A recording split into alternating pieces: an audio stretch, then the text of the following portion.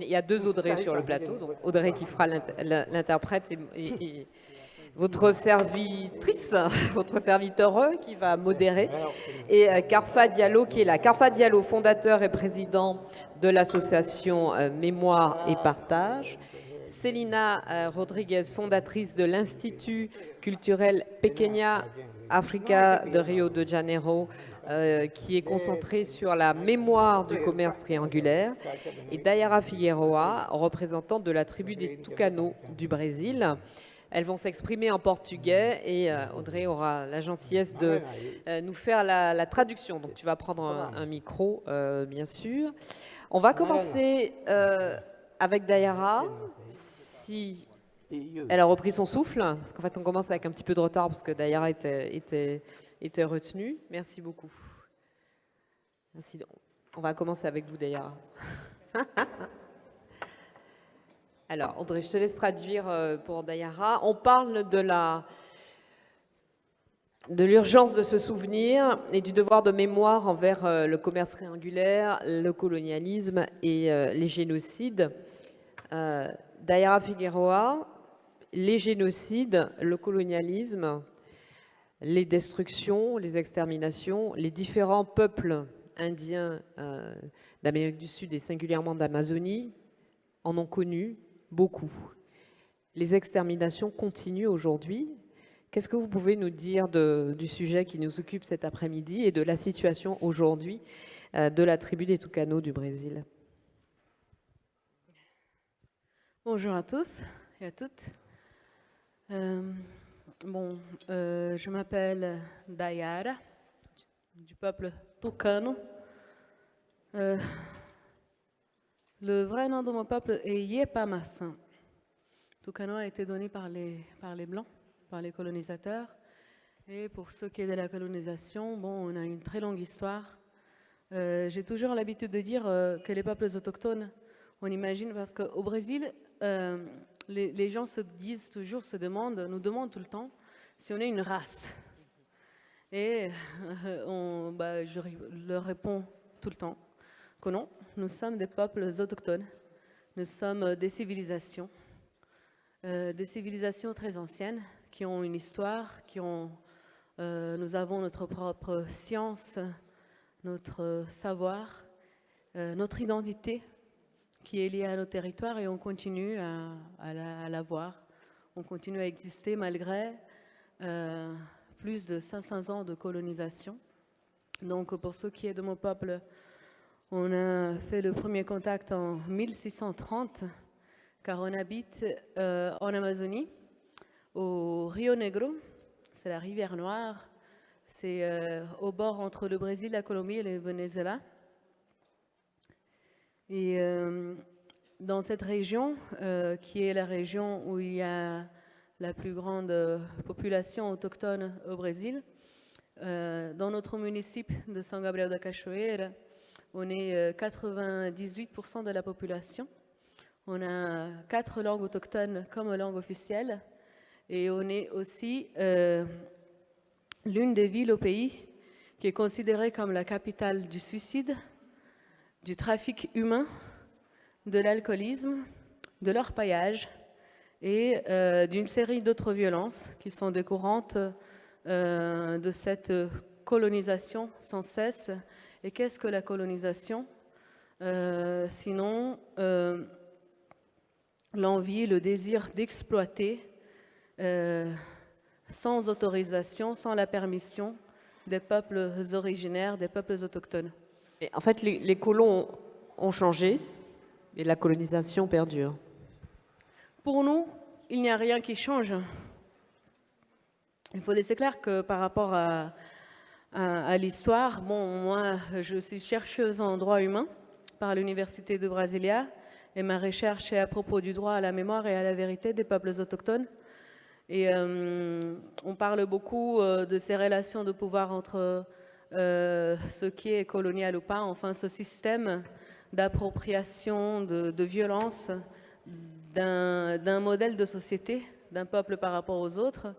Et nous, enfin les autochtones au Brésil, et je pense que peut-être autour du monde, on dit entre guillemets d'une façon très générale les Blancs. parce que c'est justement la culture européenne qui a réalisé cette histoire de violence autour du monde. Et comment est-ce qu'on peut changer cela? Est-ce que c'est possible de décoloniser la pensée de cette culture que c'est globalisé? Est-ce que c'est possible de décoloniser les valeurs par rapport à ce qui est la richesse, le pouvoir, ce qui est bien vivre et notre relation avec la planète? C'est très ironique qu'aujourd'hui, en ce moment où on vit une crise globale de l'écosystème, c'est le génocide généralisé de tous les peuples vivants, des forêts, des animaux et aussi de l'humanité, qu'on nous demande à nous, les autochtones, de l'aide ou quelque orientation pour pouvoir changer cela. Donc, comme si on avait la réponse. Et en fait, la seule réponse qu'on a, c'est qu'en fait, ce système, il n'a jamais marché pour nous. Et on pense qu'en fait, il ne marche bien pour personne. Une civilisation qui est en train de s'empoisonner, de se suicider collectivement, qui continue à nier toutes les sciences des autres peuples autour du monde, indépendamment d'être les peuples du continent américain ou africain ou asiatique ou d'Océanie. Cette histoire de l'eurocentrisme comme la seule civilisation légitimée ou correcte ou supérieure est déjà un grand fracas pour toute l'humanité.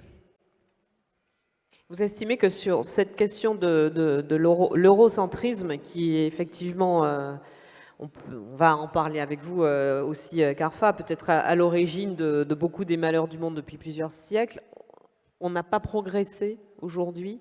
Cet eurocentrisme est toujours aussi fort? Évidemment, puisqu'on continue à apprendre aux enfants à l'école à propos de la découverte de l'Amérique, par exemple. Est-ce qu'on n'a jamais été découvert, hein? On était déjà là. Ça, c'est quelque chose de très basique. Ici, au centre-ville, on a un grand bateau, on a une caravelle, qui est considérée quelque chose de touristique, avec un grand drapeau d'Espagne. Et pour moi, c'est une offense. C'est sûr qu'il faut se rappeler de l'histoire. C'est sûr que l'histoire, on ne revient pas en arrière, mais certainement, il faut considérer d'autres discours par rapport à l'histoire, et c'est exactement ça l'exercice de la mémoire. Il y a cette phrase qui dit que l'histoire est écrite par les vainqueurs, c'est ça? Et donc, est-ce qu'on se considère vaincu? Mais pas du tout, puisqu'on est là. Par rapport à cette société, résisté, oui. on n'est même pas censé exister en tant qu'autochtone, mais pourtant on existe. Et notre existence définit la propre résistance. C'est une résistance culturelle, scientifique, c'est une résistance humaine. Donc cette colonisation, elle n'a jamais été vraiment accomplie. La colonie, c'est une illusion qui a été enterrée pour nier le fracas, la chute de tout ce système, et toutes les crises économiques et les crises écologiques et sociales, les guerres qu'on vit aujourd'hui, sont la conséquence de tout cela. Le manque de respect envers l'autre, envers la diversité des peuples, de cultures, la différence. Donc au Brésil, aujourd'hui, on est plus de 300 peuples autochtones, on est 325 peuples autochtones, nous parlons presque 300 langues vivantes autochtones, et on arrive quand même à vivre dans une immense diversité. Quand je dis qu'on est plus de 300 peuples, je dis qu'on est plus de 300 civilisations différentes. Et pourtant, on lutte ensemble. On lutte ensemble pour la défense de nos territoires, et défendre ces territoires, c'est insister pour que les gouvernements reconnaissent, légitimisent les terres autochtones comme un territoire qui doit être respecté, protégé de la façon dont il nous convient, c'est-à-dire une terre vivante, avec une nature vivante, une terre qui est source de grandes rivières, et c'est le cas de l'Amazonie qui est le grand sujet de cette rencontre. au climax. Hier même, Laurent Durieux disait, l'Amazonie n'est pas le poumon du monde, mais par contre, elle est la source, elle est l'une des sources les plus importantes d'eau potable à la planète. Le fleuve Amazone est une rivière qui ne reste pas seulement sur la terre, c'est une rivière qui est dans le ciel et qui répandit autour du monde de l'eau à boire, de l'eau potable, de l'eau douce. Et si cette forêt existe, c'est à cause des territoires autochtones. Alors, deux remarques par rapport à ce que vous disiez. Premièrement, est-ce que vous nous parliez du récit, le récit des vainqueurs? Est-ce qu'encore aujourd'hui, malgré... Alors, la situation aujourd'hui au Brésil, on le sait, est particulière pour ce qui est d'une forme de guerre contre la pensée qui est menée par l'actuel président brésilien, mais il n'a pas toujours été là. Est-ce que, on va dire, depuis la chute de la dictature jusqu'à aujourd'hui, l'enseignement, le récit, les recherches sur ces sujets-là n'ont pas pu construire une autre histoire, un autre récit national au Brésil? Et puis sur la question sur la situation de ces peuples autochtones dont vous nous parlez, est-ce qu'ils arrivent aujourd'hui, malgré les menaces, à continuer de résister? Vous nous disiez que vous vous battez pour la reconnaissance de l'inviolabilité de votre territoire. Cette inviolabilité, elle a été reconnue par des textes, notamment dans les années 90, mais qui finalement n'ont jamais été appliqués. Le territoire, certains territoires de peuples autochtones, je pense par exemple au territoire Yanomami, ont été reconnus par les textes, par la Constitution, mais ils continuent d'être assez régulièrement violés. Mais justement, c'est un problème culturel.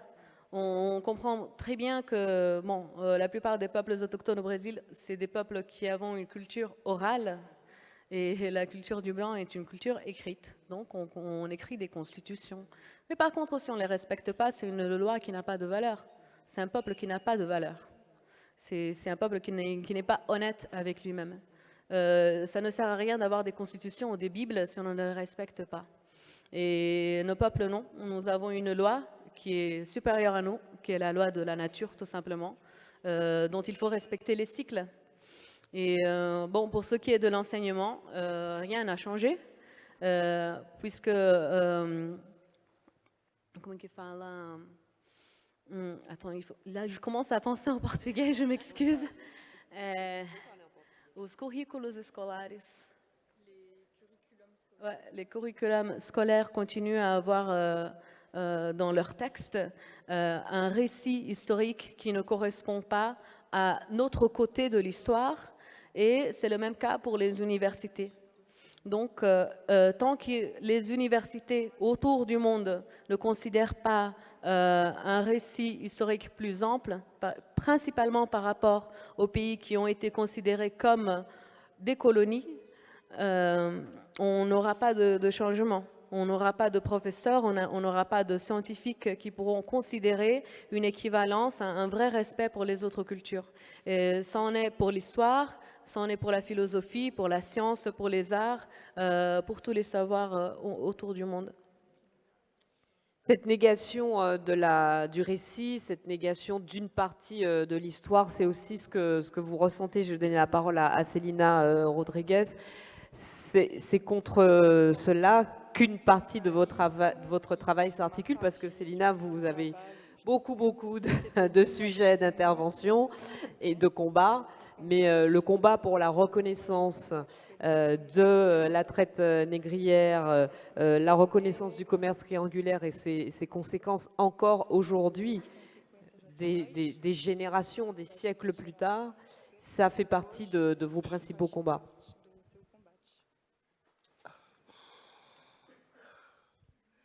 Boa tarde a todos. Meu nome é Celina Rodrigues, moro no Rio de Janeiro, Brasil. Enfim, em primeiro lugar, agradecer por estar nesse espaço, por ser a única afrodescendente fazendo parte desse festival, o quanto me orgulha ter chegado até aqui. Enfim, moramos no Brasil, vivemos no Brasil, tem uma história do Brasil. Mas um Brasil que tem vários Brasis. dos indígenas, dos afrodescendentes, que sofre a mesma coisa que o povo indígena. Às vezes, tem povo que chega perto de mim e pergunta assim, você é brasileira? Isso é fato. Sim, brasileira, sim. Porque a postura que eu tenho hoje dentro da minha cidade é como se eu fosse um extraterrestre, por lutar e querer a coisa da maneira que tem que ser querida, da maneira que tem que ser feita, da maneira que tem que estar. Bonjour à tous, je suis Celina Rodriguez et je viens de Rio de Janeiro. Avant tout, j'aimerais vous remercier pour être ici dans cet espace parce que je suis la seule représentante afrodescendante du festival. Alors je suis très fière d'être ici et je remercie l'organisation du Climax. J'habite au Brésil, mais on peut plutôt dire, c'est plus juste de dire qu'il y a vraiment plusieurs Brésils. Il y a celui des indigènes, il y a celui des afrodescendants. Et parfois, il y a certains peuples qui viennent, qui me demandent est-ce que c'est la même chose, est-ce qu'on vit dans le même Brésil? Et elle me dit oui, mais par contre, c'est dans la position qu'on peut avoir dans notre ville, dans le discours qu'on peut avoir, dans la lutte qu'on peut avoir, où chacun a vraiment son approche, son histoire et sa considération. Pode ir. A gente fala de territórios, de povos indígenas. E eu venho aqui falar um pouco do caso Valongo, que remete quase que à mesma história. A gente fala de 200 anos que foram soterradas, que foram negadas do povo brasileiro. Nós crescemos ouvindo que Pedro Álvares Cabral descobriu o Brasil. E eu chego aos meus 44 anos, eu descubro uma imensidão de história nossa que foi negada, foi soterrada. E falo que meus ancestrais foram muito generosos comigo. De eu poder estar à frente do Cais do Valongo, me tornei a guardiã do Cais do Valongo, na região portuária do Rio de Janeiro, e com muito orgulho, e está dentro da minha verdadeira história, que a gente vem redescobrindo desde 2011, 2012, com as escavações na região portuária. Que a gente descobre que, de verdade, com autonomia, que nossos irmãos indígenas estavam primeiros aqui, que durante as viagens de 23 anos de travessias, o povo africano foi chegando no Brasil, mas já encontraram o povo indígena aqui, lá, no Brasil.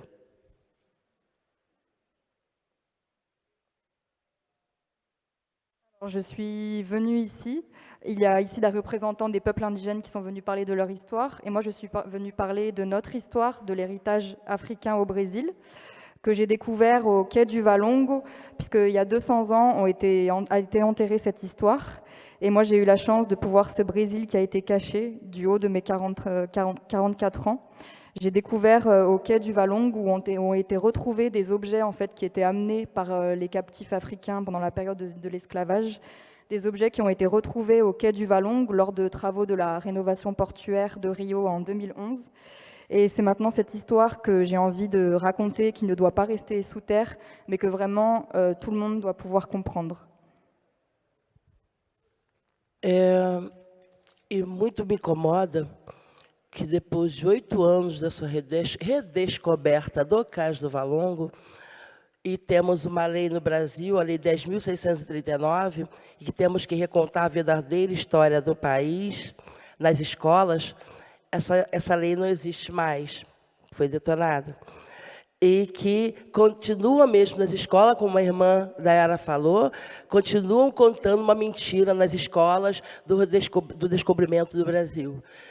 E cabe a nós, andarilhas nesse mundo afora, ir recontando a nossa história, a nossa verdadeira história. Acho que é por isso que a gente está aqui. Et ça me dérange que ça fait encore 8 ans déjà qu'on a découvert ces objets et que jusqu'à aujourd'hui, la vraie histoire n'est toujours pas racontée, malgré la loi de 2003 qui a été mise en place, qui rend obligatoire l'enseignement de l'histoire et des cultures africaines. Mais comme l'a bien dit Dayar, les manuels scolaires n'ont toujours pas été changés. Donc en fait, il appartient vraiment à nous de raconter cette histoire et de raconter notre histoire et d'arrêter d'attendre que ce soit toujours les vainqueurs, les conquérants qui racontent l'histoire des autres. Peut-être, Damien, qu'on peut montrer du coup quelques photos des objets qui ont été retrouvés, si on peut passer le PowerPoint.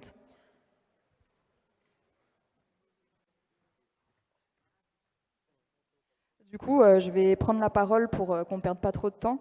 Donc, comme je le rappelle, c'était en 2011, il y a eu des travaux de rénovation de la zone portuaire de Rio en vue des Jeux Olympiques et de l'accueil des touristes. Et lors des travaux, on a retrouvé du coup le quai du Valongo, qui était un quai où accostaient en fait les bateaux négriers. Cette zone a été appelée... C'est bon pour le... Okay. Et cette zone, elle était appelée la Petite Afrique. C'est le nom du centre culturel de Célina. On vous montre du coup quelques photos du quai du Valongo. À l'époque, le niveau de la mer était plus haut, donc la mer arrivait juste ici. Et la photo du bas, c'est la photo des travaux en 2011. Donc on voit bien que vraiment tout a été quand même bien conservé. Et lors des travaux, il y a l'archéologue Tania Andrade Lima qui a fait appel à Célina en tant que maïdissante. Maïdissante, ça veut dire prêtresse dans la religion du candomblé, qui est une religion afro-brésilienne héritée du vaudou, dont Célina est prêtresse. Elle a un lieu de culte à Rio. Elle lui a demandé de venir observer ces objets d'un point de vue religieux. Et quand elle a eu une pierre dans la main, elle a dit vraiment, il y a une énergie incroyable, ça vient d'Afrique.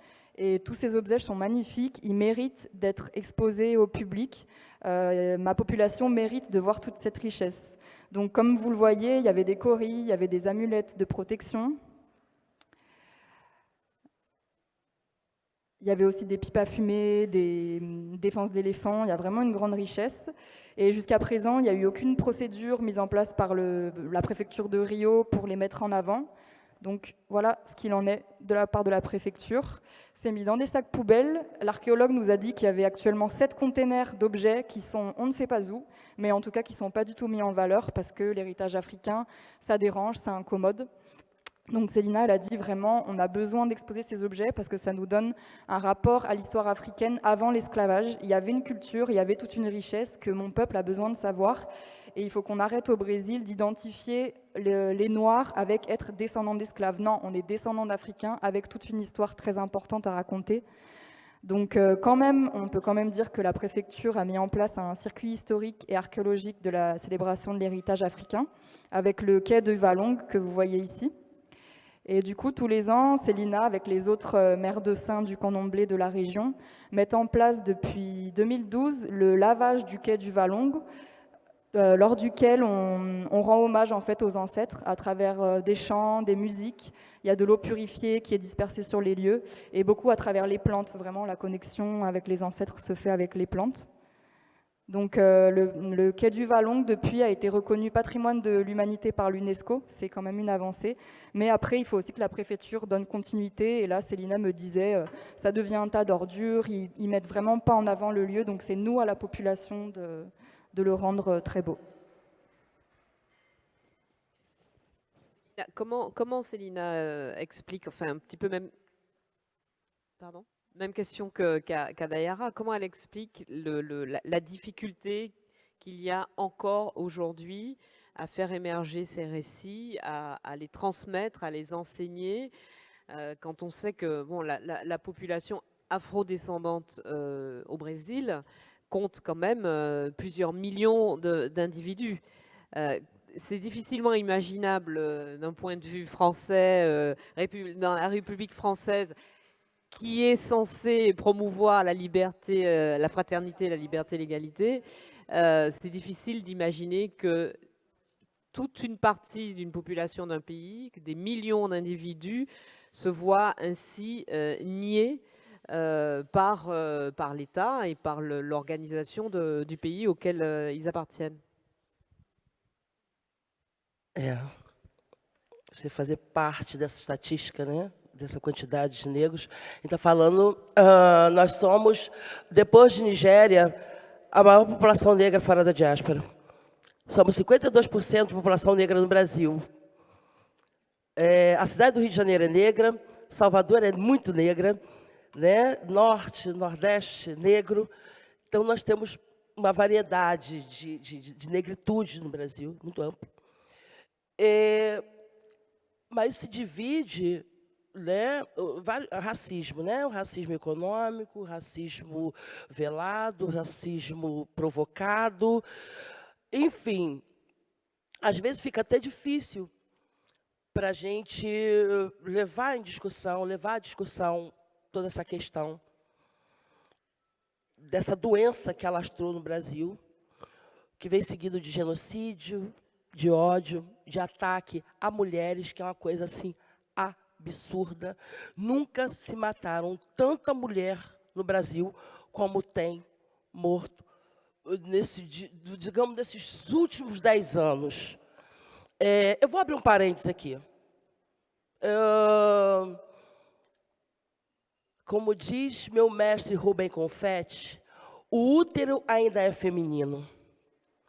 E se não protegermos a nossa feminilidade, as nossas mulheres, o nosso corpo, proteger o nosso corpo, a humanidade acaba.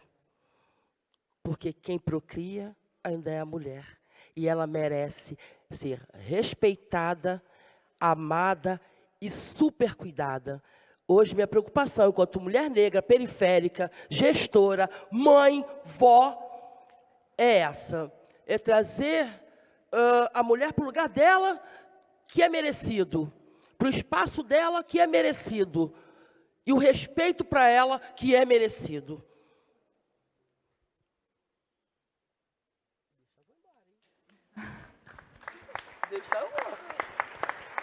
Si vous me laissez parler, moi je parle pendant des heures. C'est l'inspiration. On a encore le temps et j'ai encore des questions pour Célina, mais j'ai compris les 3/4 de ce qu'elle a dit et c'est effectivement très fort. Elle rappelle qu'après le Nigeria, le Brésil, c'est le deuxième pays à avoir la plus grande population noire. On est plus de 52% à être noir au Brésil. Il y en a au Rio, il y en a beaucoup plus à Salvador, dans le nord-est aussi. Donc il y a vraiment une variété de négritude au Brésil. Mais malgré tout, il y a encore beaucoup de racisme, un racisme économique, un racisme qui est provoqué. Enfin, vraiment, c'est très difficile. Et ce qui est délicat, en fait, c'est vraiment d'amener cette discussion, cette souffrance qui est en fait encore là, avec ce génocide, avec cette haine et surtout cette attaque envers les femmes. Parce que ces 10 dernières années, il n'y a jamais eu autant de féminicides. Et comme le dit mon maître Ruben Confetti, l'utérus, c'est vraiment une idée féminine. Et si on ne protège pas notre féminité, l'humanité en finit. Il faut vraiment protéger notre corps, parce que c'est le corps de la femme qui procrée.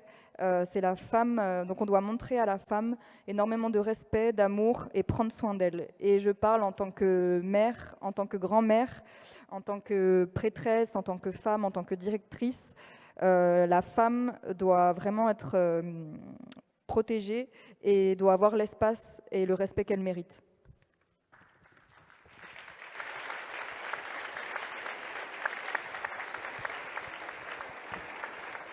Et j'aimerais qu'on parle, et puis je vais vous donner la parole, Carfa, évidemment, j'aimerais qu'on parle encore avec Célina de la place et de la difficulté particulière qu'il peut y avoir à être une femme noire, afrodescendante au Brésil, et au-delà, être noire tout court, parce qu'on parle évidemment beaucoup des violences, et avec raison, des violences faites aux femmes au Brésil. Une femme est tuée toutes les 2 heures au Brésil, par son compagnon ou son ex-compagnon, toutes les 2 heures.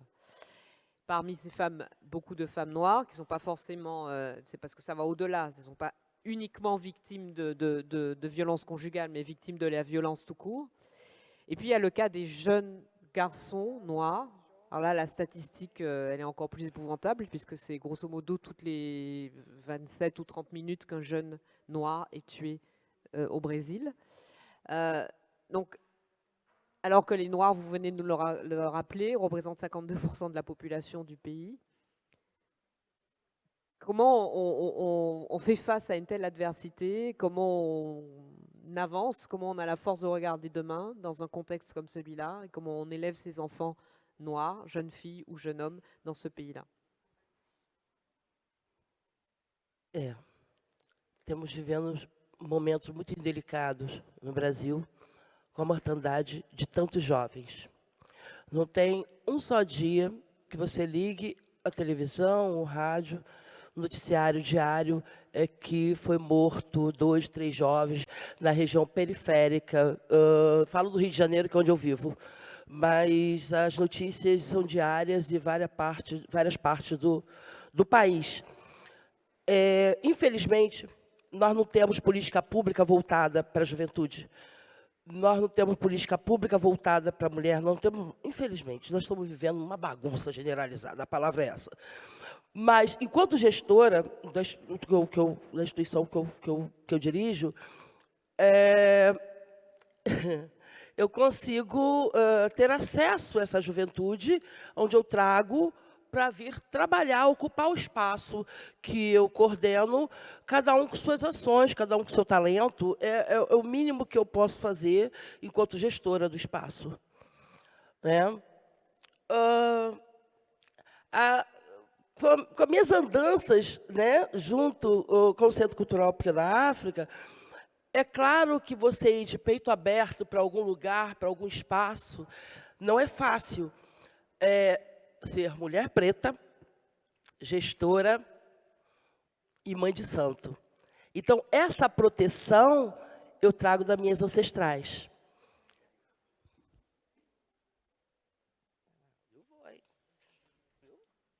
Elle dit, on vit un moment très délicat au Brésil avec cette mortalité des jeunes. Il n'y a pas un seul jour où on n'allume pas la télé ou la radio sans qu'on annonce la mort de jeunes, souvent dans la périphérie. Moi, je parle à Rio, surtout où j'habite. Et malheureusement, la politique publique n'est pas directionnée vers les jeunes. Enfin bref, c'est vraiment le bazar au Brésil. Mais en tout cas, en tant que directrice, j'arrive quand même à avoir accès à cette jeunesse, leur dire de venir travailler et d'exposer leurs divers talents dans mon centre culturel, qui se trouve du coup à Rio même. C'est vraiment le minimum que je puisse faire. Et avec tout le chemin que je peux parcourir, vraiment, entrer dans ces espaces, je peux vous le dire, c'est vraiment pas facile. Com essa proteção ancestral, eu ganhei forças descomunal. Pardon, j'avais oublié de rajouter la fin. Elle dit, mais vraiment, dans tout ça, dans tout ce cheminement, ce qui m'aide, c'est vraiment la force de mes ancêtres. É uma vontade de fazer. O Carfá já me acompanha um tempo, né? A Aldrin está há 8 anos comigo, são 13 anos como gestora de uma instituição, sem verba governamental para tocar, e já é, gente, a minha 5ª vez aqui na França, trazendo um pouco da história, da minha história, da história da minha cidade, da história do meu povo, da história do Carlos do Valongo. Eu digo que na minha cidade só quem fala de Carlos do Valongo sou eu, mas falo com muito orgulho, porque dali nasceu e renasceu a nossa história preta. Dali veio toda a minha força ancestral, a força das minhas matriarcas, que tudo que eu faço hoje, que eu vivo hoje, agradeço a bisa, a avó, que elas caminharam até aqui. Daqui para onde eu não sei, é por minha conta. Então, elas caminharam metade do caminho para eu estar aqui, preta, periférica, mas com uma vontade de fazer. Que aconteça alguma coisa de bom, gente, que o ruim já está aí no universo. O ruim nós já temos. Se cada um de nós fizermos um pouquinho assim, a humanidade melhora, a vida melhora. Pode não ficar 100%, mas estando 90% já facilita a vida de todos nós. À travers tout ce chemin, je le rappelle, du coup, c'est vraiment la protection ancestrale qui m'a donné en fait cette volonté de faire tout ça.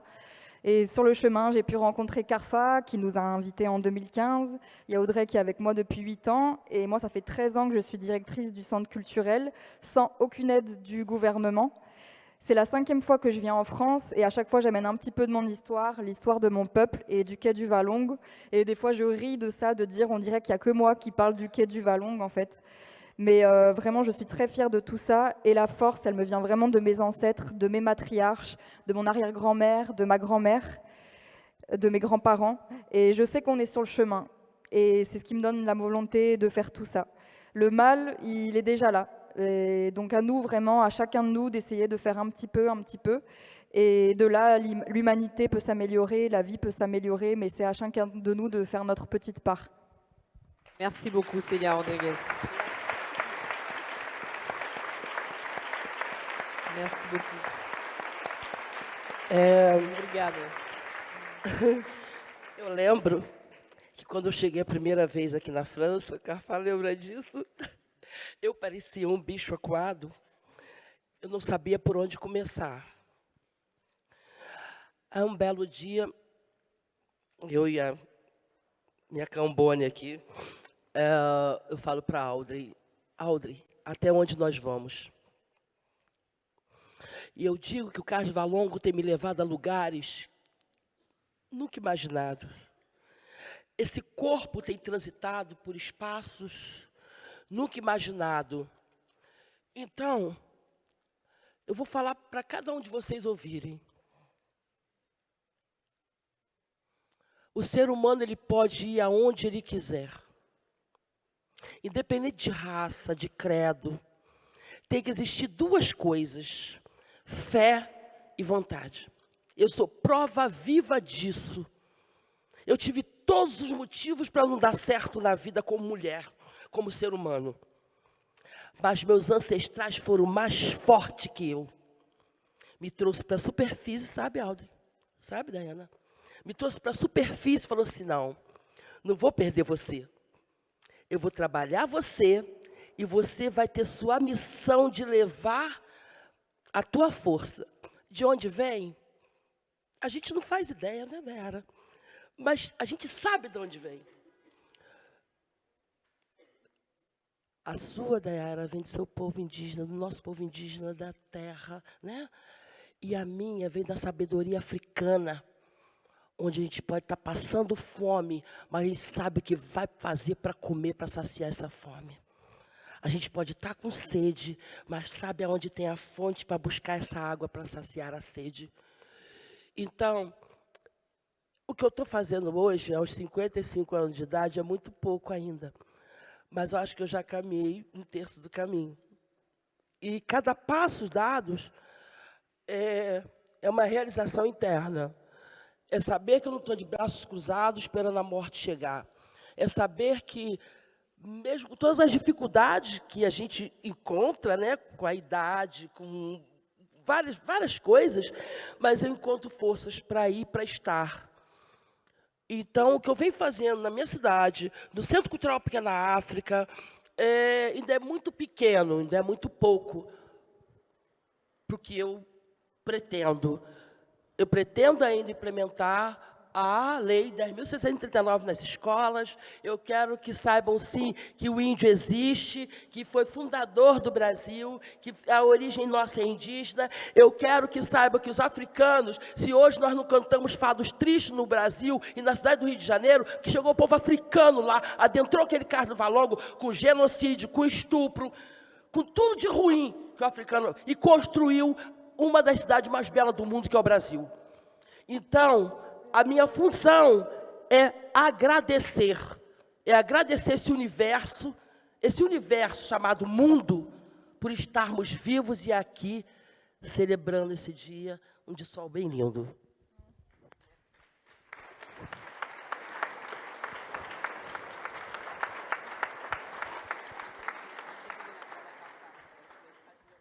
D'accord. Je me souviens encore de la première fois où je suis venue en France. Carfa peut peut-être en témoigner. J'avais un peu l'air d'un animal perdu. Je ne savais pas trop par où commencer et je me disais, mais jusqu'où on va aller? Et en fait, c'est vraiment le quai du Valongo qui m'a amené jusqu'ici dans des espaces que je n'aurais jamais imaginés. Ce corps a vraiment transité dans des espaces inconnus. Et je veux vous dire à vous tous aujourd'hui que l'homme peut aller vraiment jusqu'où il veut, indépendamment de la race ou de l'identité. Vous avez besoin de deux choses dans la vie, c'est la foi et la volonté. On peut avoir des fois toutes les raisons pour ne pas avancer, ça peut être l'âge, mais au final, si on garde vraiment la force et la volonté, on pourra avancer. Et maintenant, je tiens vraiment à rendre hommage au peuple indigène, aussi au savoir africain, qu'on se débrouille toujours, même si on ne sait pas ce qu'on va manger, on sait où on peut trouver à manger, pareil pour la soif. Et je ne sais pas jusqu'où je vais aller, mais en tout cas, je pense que j'ai déjà fait un tiers du chemin, et chaque pas réalisé, c'est une réalisation interne, de me dire, je ne suis pas restée les bras croisés, et même avec les difficultés, on rencontre toujours la force pour aller de l'avant.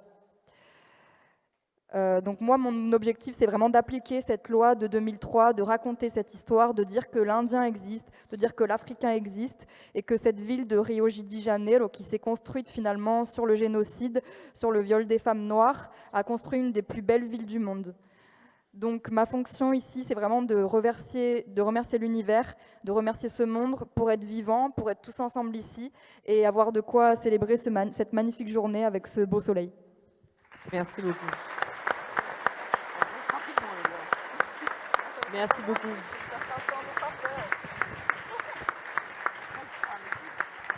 Alors, Carfa, beaucoup de choses à dire évidemment par rapport à ce qu'ont dit Daïra et Célina, puisque ça rejoint votre travail. Je disais tout à l'heure, bon, ici on est sous la bannière de la République, liberté, égalité, fraternité. Évidemment, la situation est meilleure en France qu'au Brésil sur ces sujets-là, mais elle n'est pas parfaite, loin de là, et c'est pour ça que votre travail se justifie, le travail de mémoire et partage se justifie. D'ailleurs, il y a une annonce à faire au Climax. Oui, oui, tout à fait. Merci Audrey. Il y a une annonce à faire au Climax, et nous espérons que cette annonce rejoigne les énergies extraordinaires qui s'expriment ici depuis hier. Je pense que moi, j'aurais écouté encore longtemps Daïra et Célina. Nous avons ouvert le Climax hier, et j'avoue que aujourd'hui, je suis très ému. Je suis très ému par les paroles qui ont été portées. Je suis très honoré d'être en votre présence, à vous trois. Je dirais à vous quatre, puisque Audrey est ici, là. Et je suis très honoré, vraiment. Je ne sais comment, finalement, je me suis retrouvé à cette table ronde. Et Vous travaillez sur ces sujets-là? J'y travaille, mais c'est vrai que me retrouver en une compagnie aussi incroyablement énergisante, inspirante, je ne sais pas comment ça s'est fait. Je les aurais écoutées longtemps encore. D'abord parce que elles sont d'un genre différent du mien, des femmes, et qu'elles vivent des choses que moi, je ne vis pas. Elles connaissent des choses que moi, je ne connais pas. Elles ont des douleurs dont je suis peut-être, moi, en tant que mâle, responsable. Ensuite, parce que elles portent quelque chose qui est, pour moi, l'essentiel du travail de mémoire. Ce n'est pas tant de parler de la douleur, de la souffrance. Les larmes que vous n'avez peut-être pas vues de Célina n'étaient pas des larmes de douleur, ce n'étaient pas des larmes de souffrance même. Ces larmes, elles disent autre chose, elles disent une force, elles disent une énergie. Et leur présence à Daïra et à Célina ici, ce qu'elles portent en elles, c'est cela le travail de mémoire. Voir le travail de mémoire sur l'esclavage, la traite des Noirs, sur la colonisation du monde, sur le capitalisme, sur le métissage de l'humanité. Ne le voir que sous l'angle de la culpabilité, de la responsabilité, de la douleur, de la victimisation, cela traduit souvent, malheureusement, une ignorance. Une ignorance, et il faut le dire. J'ai parlé de Daïra, j'ai parlé de Célina, je n'ai pas parlé des deux Audrey qui sont là. D'abord, Audrey Philippe, qui accompagne Célina depuis très longtemps. Elle est son interprète, c'est son amie. Elles cheminent ensemble. Et je veux saluer aussi sa détermination et son engagement auprès de Célina et au-delà de Célina, auprès de nous tous. Audrey Pulvar, alors je suis un peu formaliste, hein, vous m'excusez, on est africain une fois, on l'est toujours, hein, donc on aime bien, voilà, bon. Mais c'est vrai qu'on ne peut pas être à côté d'Audrey Pulvar, même si elle a l'air aussi modeste dans son coin à poser des questions, on ne peut pas être à côté d'elle sans voilà, ressentir un honneur et une fierté de ce qu'elle représente aussi dans ce pays, d'une façon de tenir les bouts de notre humanité. Les bouts de notre humanité, les bouts de notre mémoire, ils ne sont pas seulement les mémoires douloureuses, c'est aussi des mémoires de vigilance et d'engagement. Et Audrey Pulvar, dans ses divers engagements, l'assume très bien. Et là, on est là pour vous, Carl. Mais moi, j'avais décidé juste d'écouter. parce que nous avons des invités qui, je pense, plus intéressants peut-être que moi, et peut-être vous vous intéressez, vous connaissez le travail que nous faisons, et peut-être moins vous les leur. Mais moi, j'aimerais quand même, on parle d'autre chose que de moi-même, j'aimerais quand même qu'on savoir ce que vous pensez de ce parallèle. Enfin, c'est même pas un parallèle, c'est une continuité de l'histoire. C'est-à-dire entre votre travail sur la mémoire de l'esclavage, de la traite négrière, de la déportation, parce que ça a été une déportation de dizaines de millions d'individus du continent africain vers l'Europe, vers le continent nord-américain et sud-américain. Donc cette continuation de l'histoire entre la mémoire que vous perpétrez et que vous perpétuez et la mémoire que célèbre Célina, et puis les parallèles qu'il peut y avoir quand elle parlait par exemple du matriarcat, de son arrière-grand-mère, de sa grand-mère, ça ne peut pas ne pas vous parler en tant qu'Africain. Bien sûr, ça ne peut pas ne pas me parler, d'autant plus que je suis d'origine sénégalaise. Et si vous êtes sénégalais, vous savez que votre premier colon, le premier colonisateur qui est arrivé au Sénégal, il n'est pas français, il est portugais. La traite des Noirs et l'esclavage, le premier pays européen à le commencer dans le monde, c'est le Portugal, qui arrive en Afrique dès le XVe siècle, qui commence la déportation d'abord dans le continent. On vient chercher des captifs africains sur le continent, au Sénégal, qui a été pendant 2 siècles portugais, et on les amène sur les îles, comme Sao Tomé et Principe, comme le Cap-Vert. Le premier commerce, il a commencé là. La première exploitation, extractivisme, c'est là. La canne à sucre, c'est d'abord là avant d'aller au Brésil. Donc, forcément, le Brésil nous parle, c'est là où l'esclavage occidental a été le plus massif et le plus durable. Puisque dès le XVe siècle, cela commence jusqu'au XIXe siècle. À la fin du XIXe siècle, le Brésil est le dernier pays occidental à avoir aboli l'esclavage en 1888. Et c'est vrai, Audrey l'a dit tout à l'heure, le Brésil, en Occident, est le pays où il y a le plus grand nombre de populations d'origine noire africaine. On ne s'en rend pas suffisamment compte. Si vous regardez les statistiques, vous ne le verrez pas forcément, parce qu'il y a toute une mythologie de la démocratie raciale au Brésil qui a tendu à mettre de côté ses héritages africains. Donc c'est quelque chose qui nous évoque des résonances très fortes et bien évidemment qui actualise cette question de la traite, de la déportation. Mais Dayara l'a dit tout à l'heure, c'est vrai, parler de la mémoire, de la traite des Noirs, de l'esclavage, du colonialisme, de la domination, de la violence, des résistances aussi, c'est parler de la façon dont ça s'incarne aujourd'hui. C'est vrai, je comprends tout à fait que Dayara ait été choqué de voir ce navire, El Galeón, sur les rives de la Garonne. Dès que je l'ai vu, j'ai aussitôt fait une vidéo en live sur Facebook. Parce que forcément, la forme de ce bateau évoque cette histoire-là, cette douleur et cette violence. Et ça veut dire quelque chose. Et cette insulte. Et cette insulte, bien évidemment. Et vous le savez, l'actualité dernièrement nous a malheureusement beaucoup éprouvés et frappés parce que nous avons voulu, tel qu'elles l'ont dit, de la considération, du respect et une vigilance. Puisque aux alentours du sommet du G7 à Biarritz, nous avons fait l'objet d'une garde à vue injustifiée parce que nous avons demandé que ce quartier de Biarritz, qui s'appelle la Négresse, puisse avoir un nom plus conforme aux exigences républicaines de respect et de considération. Donc nous sommes là au cœur de quelque chose d'essentiel et d'extrêmement important. Et cette chose-là, de la déportation, de la transplantation, cette chose-là du déracinement des peuples, il ne faut pas seulement le voir dans ce que vous disiez tout à l'heure, un européocentrisme.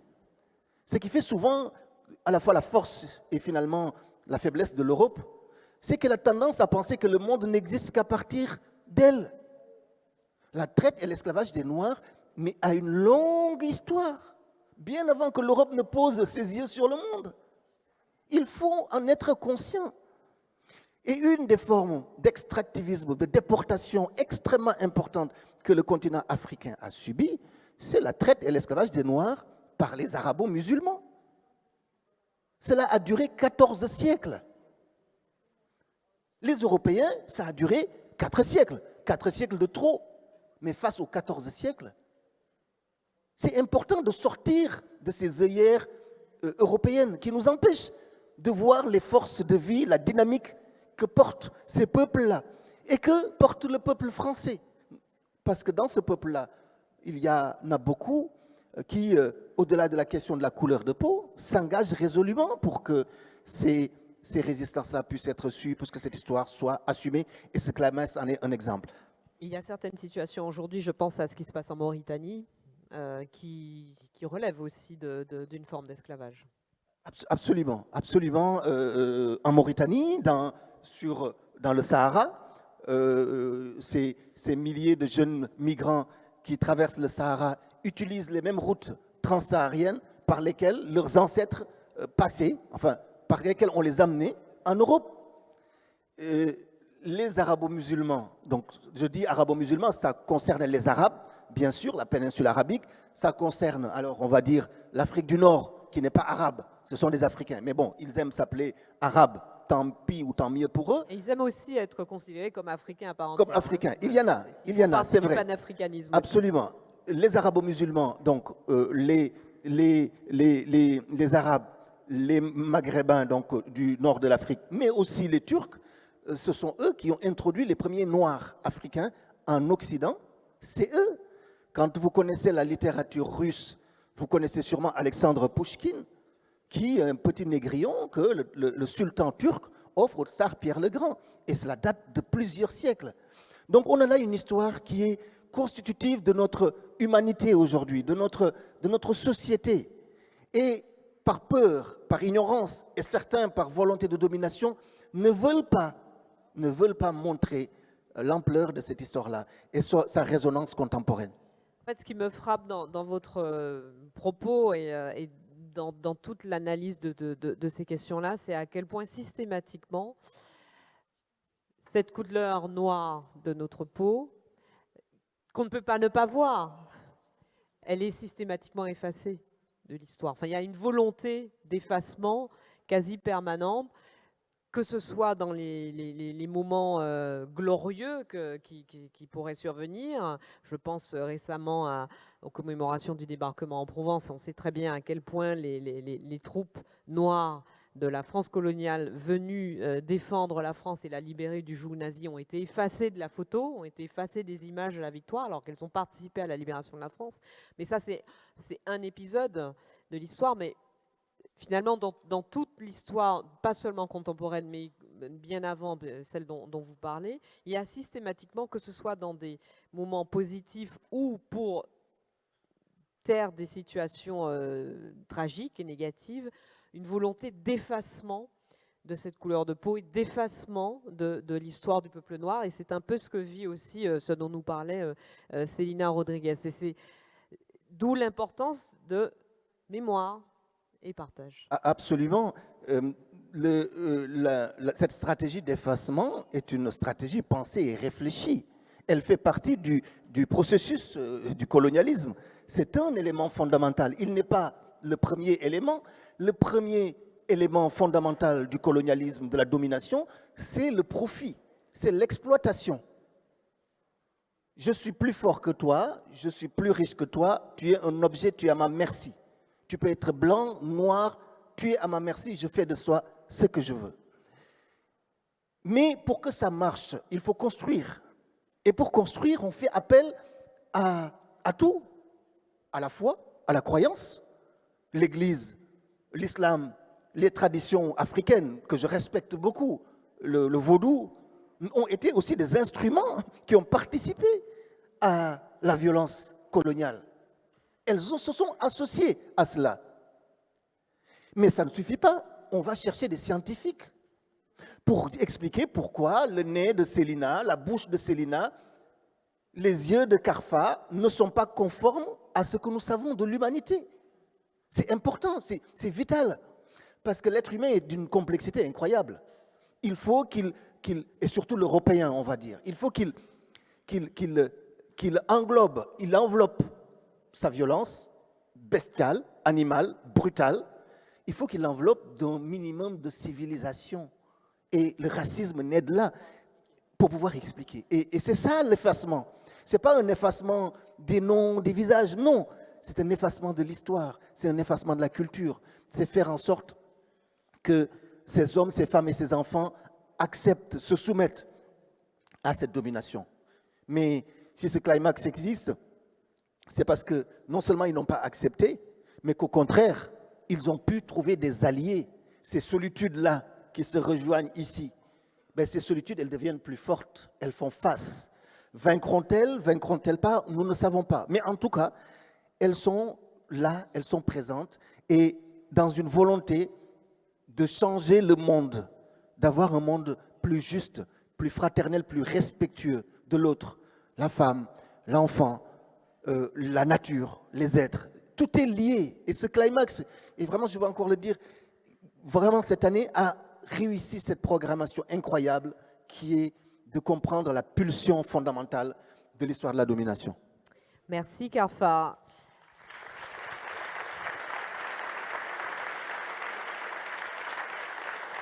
Je voudrais peut-être que la première victoire, c'est d'avoir survécu.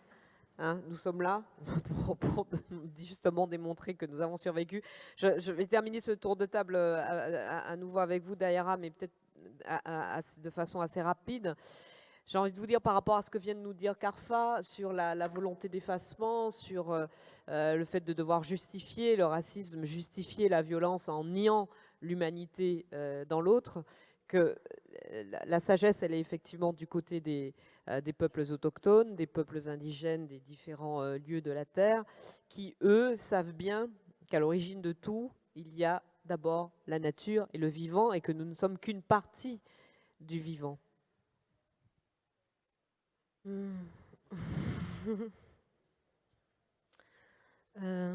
À chaque fois que je me retrouve devant l'opportunité de dialoguer avec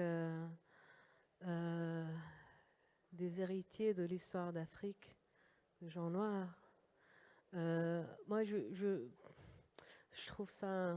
Enfin, je regarde cet héritage plutôt comme un héritage autochtone que comme une couleur de peau. Évidemment, le racisme est réel, mais le racisme, il est structurel de la colonisation. Et là, c'est exactement. Donc, pour les peuples autochtones, en tant que civilisation, cette identité, cette mémoire, elle est constituée justement de la relation avec le monde. La cosmovision, comment vous voulez l'appeler, il y a plein de mots qui sont trop drôles. La cosmovision, l'épistémologie. Cosmogonie, c'est pour ça que je parle du vivant, de relation au vivant, parce que ce sont toutes les espèces vivantes en fait. Ça m'a pris 2 ans pour apprendre à dire épistémologie. Ouais, parce que c'est drôle qu'il faut qu'on apprenne à dire, enfin là je parle français, je pourrais parler anglais ou espagnol ou portugais, aucune de ces langues n'est la langue de mon peuple, et en plus il faut que j'apprenne un peu de grec et de latin aussi, pour essayer de se faire comprendre. Et tout ça est aussi la négation de la pensée autochtone. On pourrait parler de notions, des mots, des idées des peuples autochtones, mais on continue à utiliser des mots européens. Et cet effacement, il est très violent, puisque c'est un épistémocide.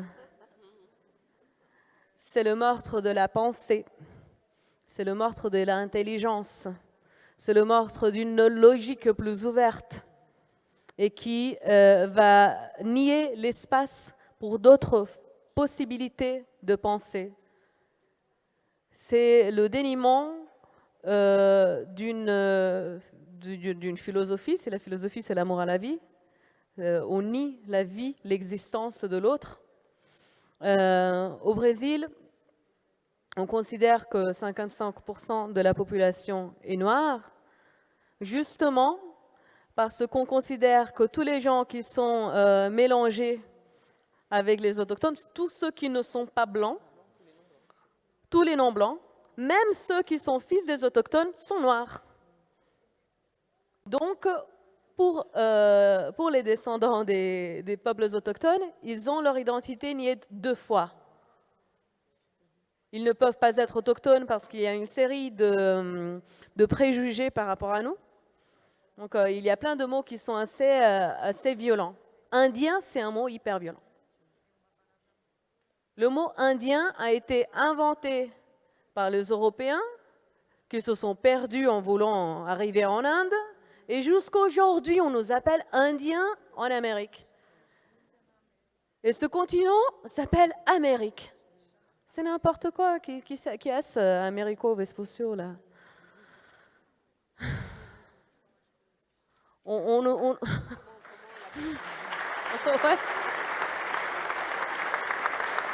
Donc, exactement. Donc, cette négation des identités est une négation de notre humanité à nous-mêmes. Je pense que tout ce que se passe en ce moment est justement le résultat de cette négation de soi.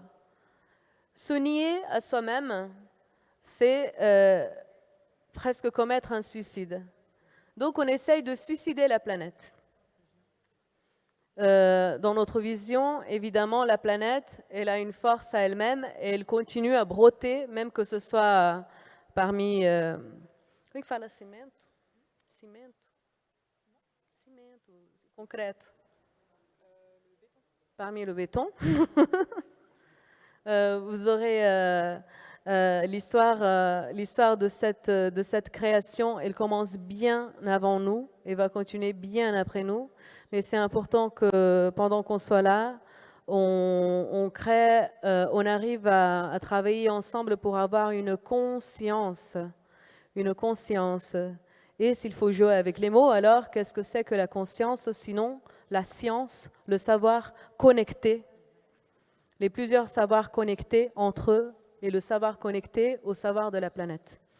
Pour moi, c'est ce savoir qui est justement peut résumer la pensée des peuples autochtones tout autour du monde, indépendamment de quel est le continent. Et nous sommes tous des peuples originaires. Voilà. Merci Dayara.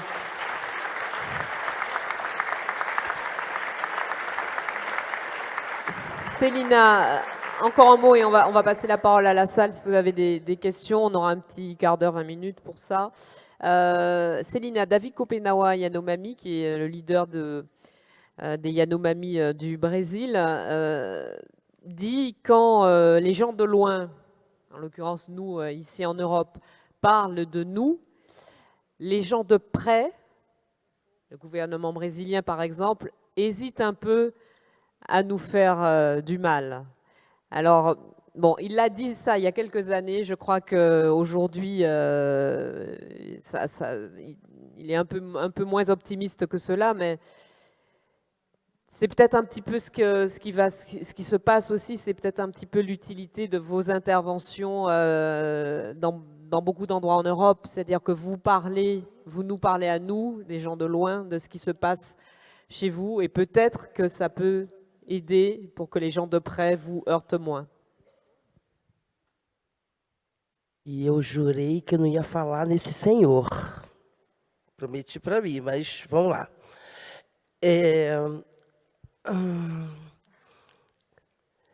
Eu tenho um auxílio luxuoso da Audrey Felipe desde 2010, né? 2011, como estagiária do Centro Cultural Pequena África francesa, nascida em França e Lyon. Tenho um amigo que faz diálogo desde 2014. Como que eu posso dizer que a França não me ajuda? Né? E tudo parte do princípio de como você chega. Tudo parte do princípio daquilo que você precisa de parceria. E sem parceria você não chega a lugar algum. Né? Porque como eu não tenho subvenções no meu país, eu tenho que buscar de outros lados. Isso é política. É a política do bem-querer, a política do bem-estar, a política do nós juntos vamos e somos. Mas, infelizmente, há 8 meses nós temos um presidente da República que existe uma palavra, Audrey, apagamento. Apagamento da história, apagamento do povo indígena, apagamento do povo preto, apagamento... Ou seja, eu acho que ele quer ficar único, absoluto no Brasil. J'ai juré que j'allais pas parler de ce monsieur. Déjà, depuis 2011, j'ai du coup l'aide de Audrey Philippe. Il y a aussi mon ami Carfa depuis 2014. Donc, comment est-ce que pourrais nier que la France ne m'aide pas? Non, vraiment, moi, tout part du principe de savoir comment est-ce qu'on arrive dans les lieux, comment on se positionne. Et c'est sûr qu'on a besoin de partenaires parce que sans ça, on ne va nulle part. Alors déjà que moi, j'ai aucune subvention de mon pays, il faut aller chercher ailleurs. Et ça, c'est la politique. Mais la politique du bien-être. Et de savoir qu'on est tous ensemble, qu'on y va et nous existons ensemble. Et il se trouve qu'il y a 8 mois, il y a ce président de la République, il y a une expression que j'arrive pas très bien à traduire, l'effacement, qui est l'effacement de l'histoire des peuples indigènes, des peuples africains. On dirait que cet homme, il veut être le seul homme existant au Brésil. O que vem acontecendo com Copenhague é essa questão mesmo, do falar, de se expressar, e a gente tem retaliações por isso. Daqui a pouco você é a próxima. Mas, enfim, estamos vivendo momentos muito dolorosos, amargando um fel muito ruim politicamente no Brasil. Estamos sem liberdade, estamos estamos com a mordaça, estamos amarrados, de certa forma. Mas acredito que seja por pouco tempo. Eu tenho fé nos meus ancestrais, tenho fé em Xangô, que isso é por pouco tempo. Vai amargar mais uns 3 anos aí, e depois a gente volta ao normal. Mas... Alors c'est vrai ce qui se passe avec David Kopenhauer, dès qu'on essaye de parler, de s'exprimer, on est menacé, peut-être que je serai la prochaine. C'est sûr qu'on vit un moment douloureux au Brésil, on n'a plus de liberté, on est vraiment de plus en plus emprisonné en un certain sens. Mais je sens que c'est vraiment pour peu de temps, je garde la foi, il nous reste encore 3 ans et après j'espère que ça va se calmer. Eu penso hoje que o apagamento da história do negro, né, que eu convivo na minha pele, eu sofro isso na minha pele, está muito forte no Brasil. Eu não quero e acabou. Mas cabe a mim, como mulher negra, ativista, militante, gestora da minha causa, não deixar que esse apagamento chegue. Cabe a mim, que eu sou mãe de uma mulher negra e sou vó de uma menina negra, que eu enraize cada vez mais essa nossa história familiar, trazer para o seio da minha família e depois trazer para fora da minha casa, como eu estou levando para o meu trabalho. Eu acho que a base é acima de tudo.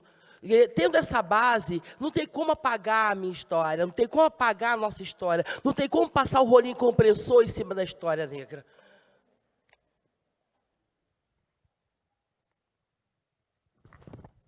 Je pense aujourd'hui que l'effacement de l'histoire du noir, que pourtant moi j'ai dans ma peau, je souffre de ça, c'est vraiment très fort au Brésil, mais il n'appartient qu'à moi en tant que femme noire, activiste, militante, de ne pas faire en sorte que ça s'efface. Je suis une maman d'une femme noire, d'une petite fille noire, grand-mère, et tout ça, ça m'enracine, je ramène toujours l'histoire de ma famille, et j'amène ça dehors avec mon travail. Et c'est super important, en ayant cette base, de la maintenir et de ne pas faire en sorte que ça s'efface, de ne pas passer le rouleau compresseur sur cette histoire.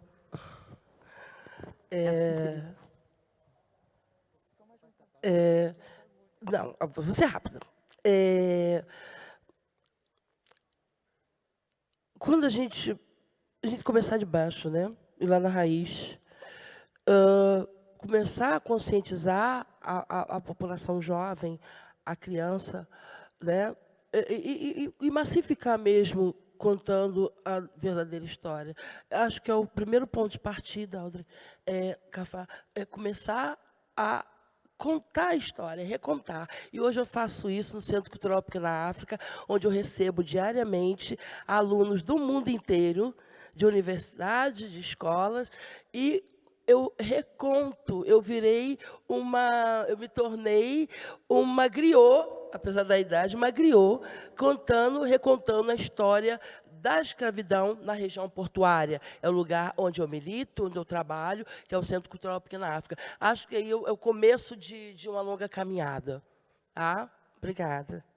Le plus important, c'est de commencer vraiment d'en bas, de la base, la racine. Donc, je commence à conscientiser les jeunes, les enfants, et de re-raconter la vraie histoire. C'est vraiment le point de départ. Et c'est ce que je fais du coup au centre culturel, où je reçois tous les jours des écoles, des universités de Rio, mais aussi du monde entier, pour re-raconter cette histoire. Alors, malgré moi, peut-être je suis devenue un peu une griot, mais c'est mon objectif dans la région portuaire. Merci beaucoup, merci à tous les trois.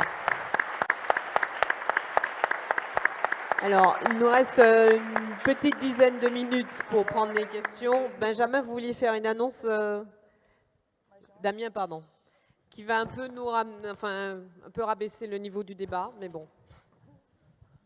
Oui, navré d'interrompre le débat. En fait, il y a 5 ou 6 voitures qui sont garées devant la caserne, de l'autre côté de la rue, sans macarons. Donc, c'est des gens qui se reconnaissent, il faut les sortir parce qu'il va y avoir une intervention de la fourrière pour des raisons de sécurité.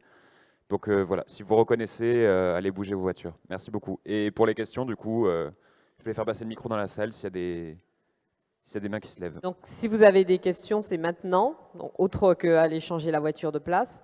On a le temps de prendre 2 ou 3 questions. Une question devant, Damien. Il y a une question devant, au premier rang. Merci. Oui, bonjour. Vous avez dit que la soumission des hommes dans l'histoire de l'humanité, ce que vous appelez l'épistémocide, n'est-ce pas, a eu pour racine donc l'intelligence supérieure. Je suis plus intelligent, je suis plus riche et donc je dois dominer. Je crois ne pensez-vous pas qu'il faudrait ajouter un troisième élément capital? C'est la technique des armes employées pour soumettre les hommes. Et dans l'histoire de l'humanité, depuis les Romains et bien avant, ça remonte là. Et les Indiens d'Amazonie ont été vaincus par les armes à feu. Ils avaient les arcs, et ça continue aujourd'hui sous d'autres formes par la guerre des étoiles. Ne pensez-vous pas que là, c'est à la racine de la domination? Merci. Alors, avant que je réponde, peut-être, est-ce qu'il y a 2 ou 3 autres questions? Comme ça, on en prend plusieurs à la fois. Oui, il y a une question au fond. Merci. Et ensuite, donc, au fond et ensuite au deuxième rang.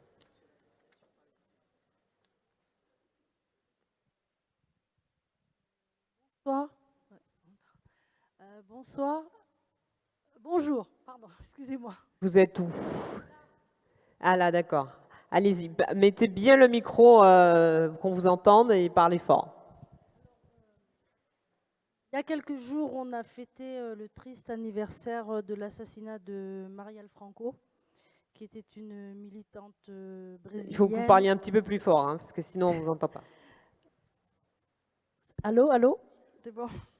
Alors je disais, il y a quelques jours, on a fêté le triste anniversaire de l'assassinat de Marielle Franco, qui était une militante brésilienne engagée contre le racisme, l'homophobie. Et on a appris récemment que son meurtre avait été élucidé par 2 policiers brésiliens. 2 policiers brésiliens ayant été arrêtés. Quand on connaît le pédigré de Jair Bolsonaro, je voulais savoir que pensez-vous de la situation par rapport à la corruption qui est très présente au Brésil, et que pensez-vous de l'avenir? Très bien. Alors, on va prendre encore 2 questions, mais pas plus, parce que sinon on n'aura pas le temps de répondre. Donc, il y avait une question au fond. enfin aux deux tiers là. Juste, on vient vers vous après, monsieur. Voilà, on va prendre une question courte, s'il vous plaît, et puis la question de monsieur devant, et ensuite on répond. Allez-y, ça va bien. Oui. Bonjour. Est-ce que vous considérez qu'aujourd'hui, la République française dénie et efface le peuple autochtone guyanais? Très bien, merci. Question courte. Je dis bien aujourd'hui, hein, je ne parle pas de... J'ai bien entendu. Alors, il y a une question devant, mademoiselle. Je pense qu'on ne pourra pas prendre la dernière question au fond. Question devant, ici.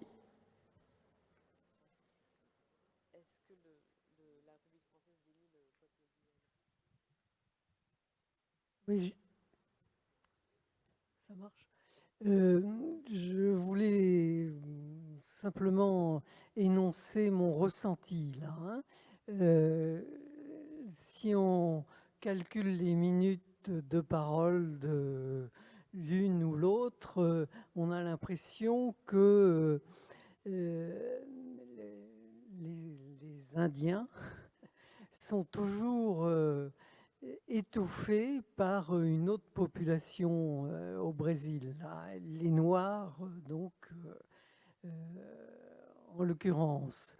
Et je trouve que ça montre bien notre difficulté à nous, humains, de parler, de pouvoir parler de nous, et pas d'un jeu, mais d'un nous, qui vraiment s'intègre dans un ici et maintenant.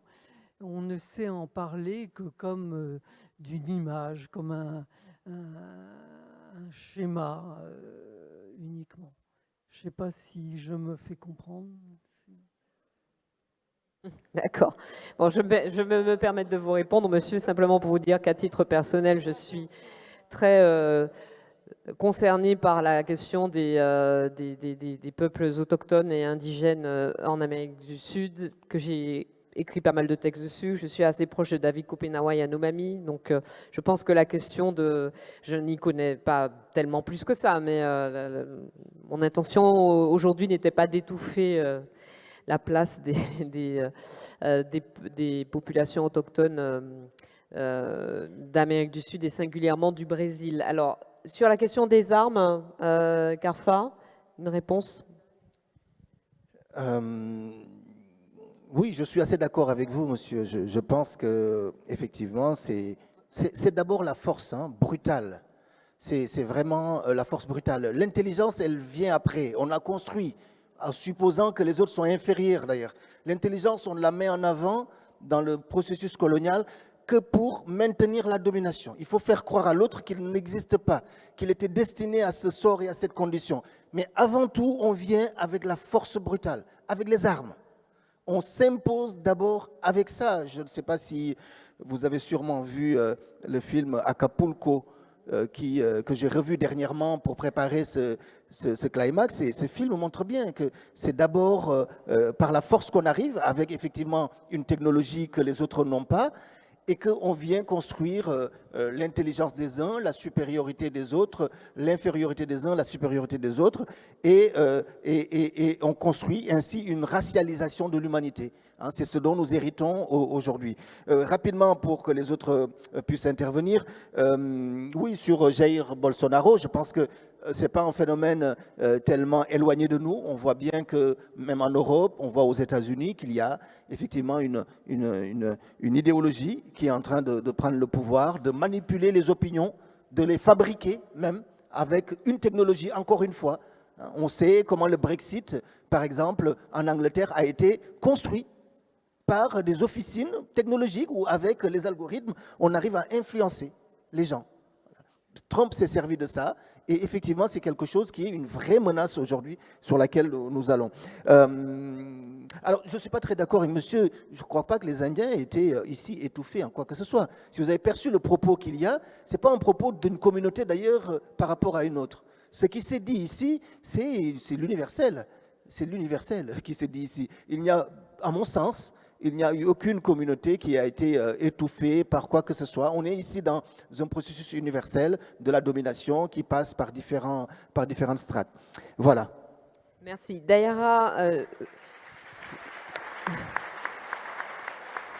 sur l'assassinat de Maria Franco, et effectivement militante brésilienne des droits humains, des droits des minorités. J'aime pas trop utiliser le mot de minorité, je parle plutôt des discriminés sexuels plutôt que des minorités sexuelles, puisque nous tous, nous autres, hein, nous autres noirs, nous autres homosexuels, nous autres ci, nous autres ça, on finit par être une majorité. Donc je préfère parler des discriminés plutôt que des minorités. Donc Maria Franco défendait les droits des discriminés, défendait également l'environnement et le vivant. Le Brésil aujourd'hui, c'est un pays dans lequel les militants des droits humains et les militants des droits des populations autochtones, les militants des droits de l'environnement sont systématiquement la cible de la violence, voire la cible d'assassinat. Ah, je laisse, là vous voyez, hein, je laisse Célina répondre. Hein. Célina, si vous voulez répondre sur la question qui était posée à propos de Maria Franco. A Marielle, ela era uma ativista, ela era uma vereadora muito presente na cidade do Rio de Janeiro, na comunidade da Maré. Para quem não conhece, a Maré é uma das maiores favelas, é uma cidade dentro da cidade do Rio de Janeiro. Enfim, houve este crime e a gente não tem nem muito o que dizer, nem muito o que falar, porque corre em segredo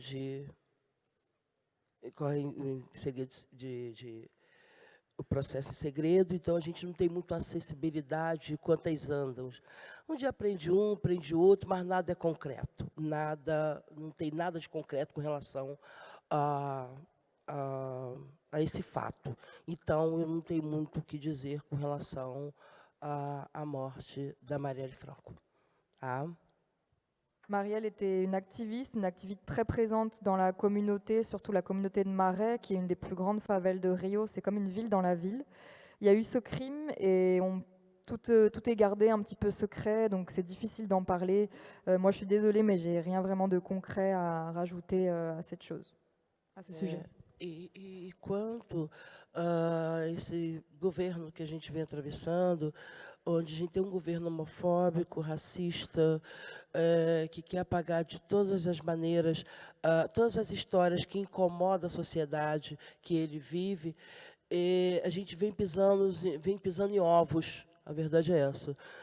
Mas é aquilo que eu venho falando desde o começo dessa conversa da gente aqui. Se ficarmos de braços cruzados, é pior. Se nos escondermos, é pior. Então, vamos trabalhando, vamos fazendo a nossa parte, vamos militando da maneira que tem que se militar, vamos dialogando com quem tem que se dialogar, vamos trazer quem tem que trazer para perto da gente, vamos ir até onde temos que ir, só não podemos parar. Né? Ancestralmente falando, parar é pior. Vamos continuar, vamos ocupar o espaço que a gente tem que ocupar, vamos chegar de mansinho, vamos ouvir, vamos falar a hora que tiver que falar, vamos nos entender. Eu penso que esse é o grande começo. Obrigada. Sachant qu'on a ce gouvernement qui est homophobe, qui est raciste, qui veut en finir avec tout ce qui dérange dans l'histoire de la société, on a l'impression qu'on marche un petit peu sur des œufs, c'est très délicat. Mais je le répète une fois, ce que je dis depuis le début, c'est vraiment si on reste les bras croisés, si on se cache, c'est pire. Donc il faut vraiment aller de l'avant, dialoguer, se parler, se rapprocher des gens qui sont dans notre lutte. On ne peut pas arrêter, ancestralement parlant, arrêter, c'est pire. Donc il faut occuper ces espaces, parler et dialoguer. Merci beaucoup. Merci à tous les trois. Je vais peut-être répondre rapidement, monsieur, à votre question sur la Guyane. Alors, il y a plusieurs aspects, plusieurs niveaux de lecture de votre question sur le peuple guyanais qui fait partie du peuple français, et sur le fait que ces droits seraient spoliés par l'État français. Est-ce qu'il s'agit de questions environnementales? Je pense au projet de la Montagne d'Or qui est suspendu, mais dont on ne sait pas exactement s'il est totalement et définitivement abandonné, mais même si ce n'est pas celui-là, il y en a d'autres. Sur les questions environnementales, bon, le peuple guyanais, ou en tout cas la partie guyanaise du peuple français, est logée à la même enseigne que tous ceux qui aujourd'hui sont des descendants de l'Empire colonial français, et j'en fais partie en tant que martiniquaise. Nous sommes français, évidemment, mais nous sommes d'anciennes colonies, et on peut parler de la situation de l'environnement en Guyane, on peut en parler également aussi dans les Antilles françaises, on peut parler du chlordécone qui pollue nos sols pour les 6 siècles à venir, et qui a des conséquences sur la santé humaine, évidemment, et sur le vivant. On peut parler de l'exposition au risque environnemental de la population de Mayotte, de Nouvelle-Calédonie, etc., etc. Donc, pour toutes ces populations-là, je pense que l'État français n'est pas tout à fait à la hauteur de ses responsabilités.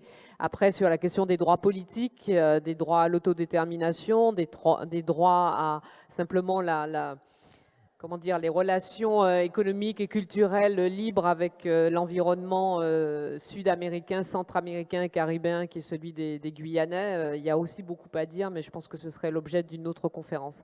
Merci beaucoup à nos intervenants. Ah, bien sûr, mais sans problème. Dayara voulait ajouter un mot. Oui, moi je suis d'accord avec le monsieur. Donc c'est justement pour ça, on est tellement habitué à être silencieux de façon très subtile. C'est très subtil ça, cette logique. C'est pour ça que je suis venue en tant qu'artiste aussi. Donc je voulais vous présenter un peu de mon travail qui est à côté de la scène. Ce sont mes tableaux.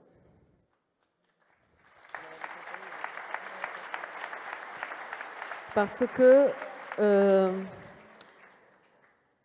s'ouvrir pour écouter, pour entendre, pour s'approcher des autres, de fois demande le silenciement, le silence, se silencier. Et quand on écoute ou quand on voit ce qui est dans la forêt, et c'est ce que j'essaye de mettre dans ces œuvres, il faut s'ouvrir à d'autres pensées. Je pense personnellement que s'il est cas de déscoloniser quelque épistémologie ou langue que ce soit, c'est tout d'abord nécessaire de se silencier. Donc, je voulais vous offrir un chant et non pas un discours.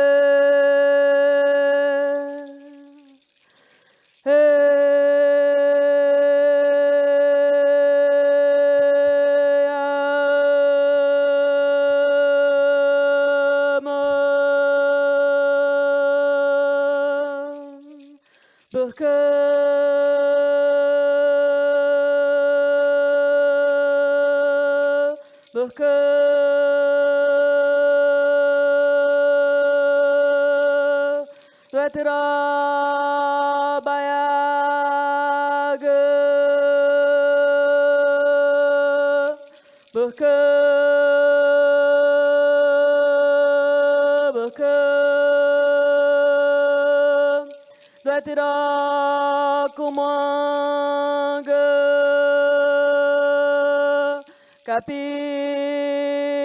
Hari Patire Omika Hari Patire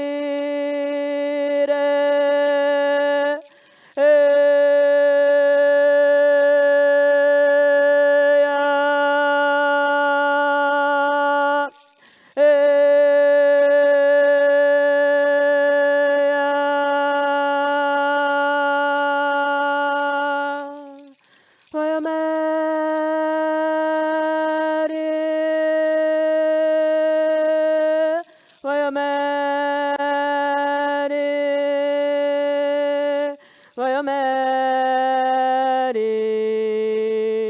Kapikuya Wayomeri Wayomeri Wayomeri Kapikuya Diawaya Diawaya Marika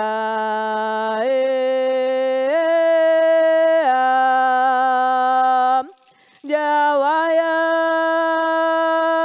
Diawaya Marika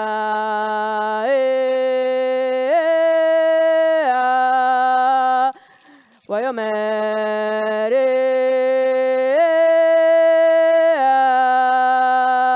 Wayomere Wayomere Wayomere Kapikuya Wayomere Wayomere Wayomere Kapikuya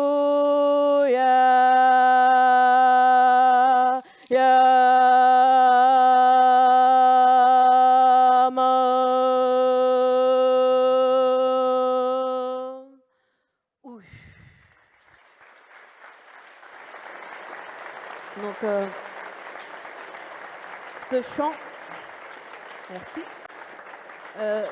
Ce chant est un chant pour les eaux, que les eaux puissent venir laver notre tête, notre cœur, et qu'il puisse pleuvoir en Amazonie et en Afrique et sur l'Arctique, qu'il puisse pleuvoir dans notre âme et qu'on puisse nous laver de toute pleurer tous les sentiments qu'on doit nettoyer pour se permettre de se souvenir ce qu'on peut faire ensemble. Merci.